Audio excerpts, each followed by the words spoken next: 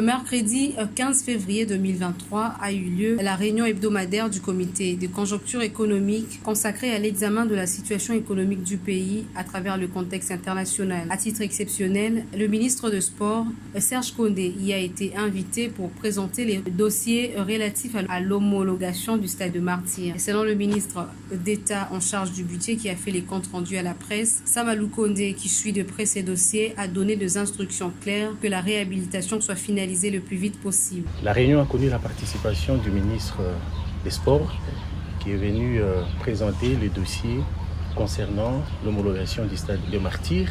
Et à cet effet, il a informé le comité de conjoncture que les travaux sont bel et bien en cours. Il a présenté un état des besoins pour les travaux qui doivent encore être exécutés et qui devraient se terminer au plus tard le 15 mars.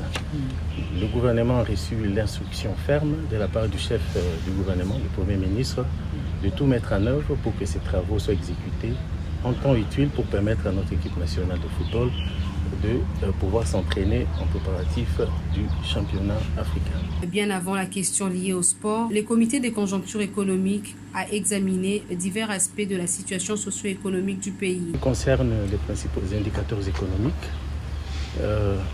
l'inflation s'est située à 2,9% en cumul annuel et en glissement annuel, il s'est situé à 15,6%. Et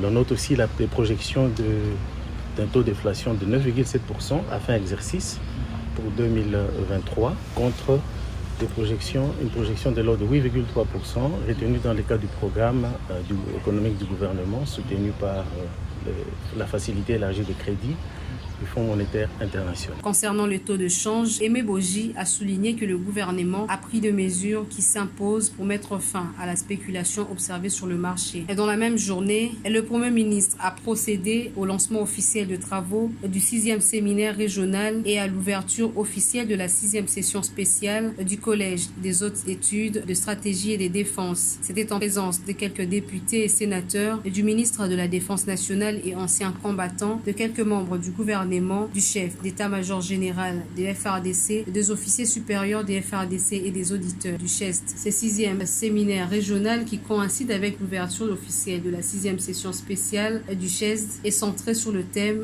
paix et sécurité en Afrique centrale. Quelle stratégie de coopération régionale pour enrayer l'insécurité? Ces travaux dureront 2 jours et les participants vont pouvoir réfléchir sur les voies et moyens et de stratégies à mettre sur pied pour éradiquer l'insécurité en Afrique centrale qui se trouve être confrontée aux affres de la guerre et du terrorisme. Pour la RDC, ce séminaire est d'une grande importance et constitue une opportunité car il se tient dans un contexte très crucial marqué par l'agression rwandaise sous couvert des terroristes du M23 dans la partie Est. Signalons que les travaux de ce 6e séminaire vont se dérouler en 3 panels différents. Le premier panel abordera la problématique et le dynamique des conflits internes et transfrontaliers en Afrique centrale. Le deuxième panel va se focaliser sur les enjeux socio-économiques et écologiques des crises sécuritaires en Afrique. Et enfin, le dernier panel va aborder les questions liées à l'architecture de paix et sécurité en Afrique centrale.